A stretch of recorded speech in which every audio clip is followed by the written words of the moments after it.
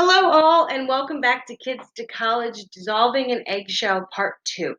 Now, today, as we spoke about yesterday, we had our egg submerged in vinegar, white vinegar, and we let it sit for 24 hours. Now, this is the result of my egg sitting in this glass with vinegar. And as you see the yellow that is inside.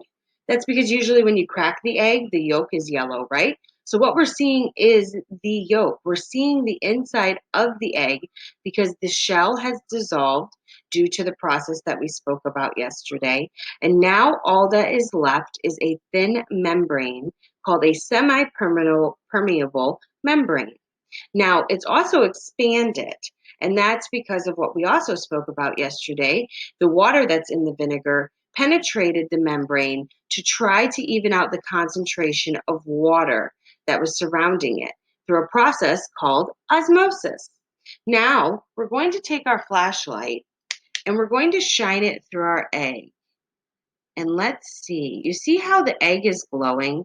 Now, if we were to take a normal egg and do this would not happen, right? Because the shell is still on it. But the egg is literally lighting up and glowing. And I have a normal egg with the shell still on it. And see when I hold it up to it how it looks different? The light is not really going through the egg because that hard shell is protecting it. So here, I'll show you the difference once again. See how much more it glows? Okay, so we've dissolved our eggshell. The next step in this process is we're going to take our same container. We're going to very carefully, oh, one last thing. It's squishy. Normal eggs are not this way, right? Because they have that hard shell on them. So we can carefully, but it'll just bounce if you put it in like that. Carefully put it in. I have my vinegar, which will come in your kit labeled. Okay, and what we're going to do is we're going to very, very carefully, and let me just move my computer screen for you. We're going to very, very carefully cover the egg again with vinegar. And we want to do exactly what we did yesterday, and we want to cover the egg completely until the top is submerged. So that looks about right.